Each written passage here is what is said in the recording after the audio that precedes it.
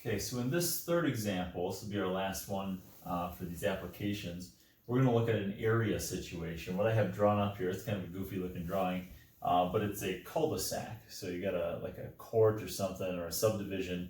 You have a cul-de-sac, so it's where you have, you can go around on the end. It's kind of a dead end. And you've got some houses positioned around the cul-de-sac. We've got 5 houses here. And the property size is a portion of a sector where the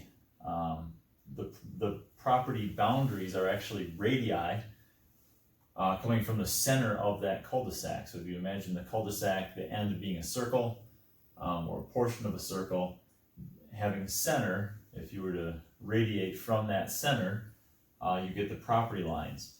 And so what I'm going to assume here, because I've got 5 houses and then I need an empty spot for the road, I'm going to say these are all equal size lots. So there's 6 total potential lots there minus the one for the road. So each of these angles is 1/6 of the entire circle. Okay, so if they're 1/6 of the circle, then of course that's what, 360 degrees divided by 6 for each angle. And that would end up being a 60-degree angle, okay? Now, we've seen when we did our introduction to radius or radian measurements that a 60-degree angle converts into a pi over 3 radians, okay? So we've seen that conversion when you multiply by pi over 180. All right, so this angle here is pi over 3. Also, the radius of the cul-de-sac is measured to be 50 feet, and the distance from the edge of the cul-de-sac to the back property line is 200 feet. And so the question then is, how large in square feet, how large in square footage, is the area of this property? Okay, what is the square feet of the property? Or what is the area of the, I'll call it the lot, okay, the lot size. And so we can find that. Basically, you have 2 sectors here. You have a large sector going to the back property line and a small sector going to the edge of the cul-de-sac. And so what you want to do is subtract them to find this area here of the yard or of the property. Okay, so you've got to subtract the big one minus the small one to find the area in between, essentially. And so I'm going to use, let's see, we'll do a area of a sector, remember, is the script A. I'll call it area 1. We'll do the big area, and that's going to be 1/2. Now we want the radius. The radius of the big sector is 250 feet. You add the 2 measurements together. So that's a 250-foot radius squared times theta. And theta is our angle, which is pi over 3. Okay. That gives us the area of the big sector. Now the area of the small sector, well, let's go through that calculation first. We'll come back to the small one. So 250 squared would be, well, 25 squared is 625. Is that right? Yeah, 625. Add a couple zeros. So 625 with 2 zeros. We got half of that. I don't know. Now I need a calculator because I need the pi in there anyway, right? So I might as well go to the calculator. Let's not be too tricky with this.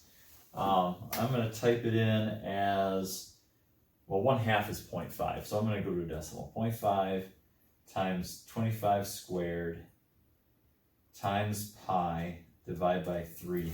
I'll show you what I'm typing in. There's a variety of ways you could type it in, but that's what I've got. And I get an area that's approximately, now I'm going to round this to the nearest square foot because I've got everything in feet here, no decimals. So let's go to 327 square feet. There's some decimal, like 0.249 or whatever. So close enough, 327 square feet. Now let's repeat the process for the smaller area, the smaller sector. Okay, that one, we'll call that area 2, a sub 2. And that's going to be 1/2 the radius squared. Well, that radius is 50 feet, so that's 50 squared. Again, times that same angle, pi over 3. So I'm going to go ahead and type that in, 0.5. Oh, you know what I missed? I missed something on here, didn't I? This is what I get for not being face-to-face with a class. I could point that out right away. That 25 wasn't supposed to be a 25. It's supposed to be a 250 right there. So I missed that. So let's redo that calculation. It's gonna move the decimal 2 places over. So there, I just inserted. Oh, nope. I inserted a 0 right there.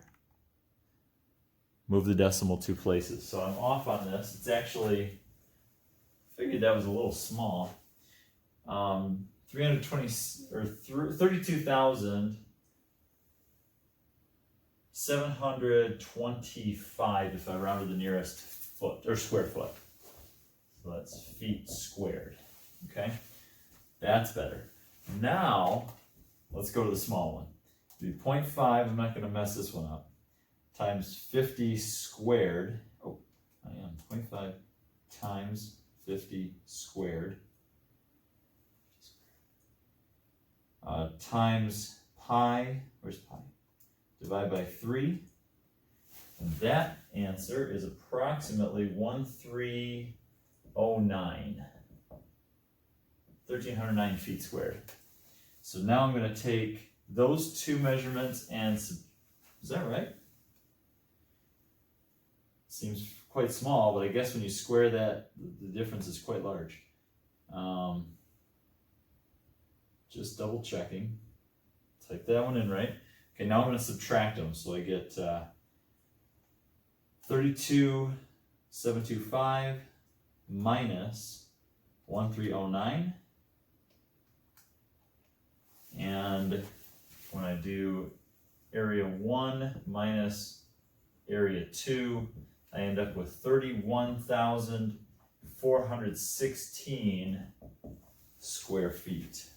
Okay, and so that's the size of that portion of the sector, which gives you the lot size.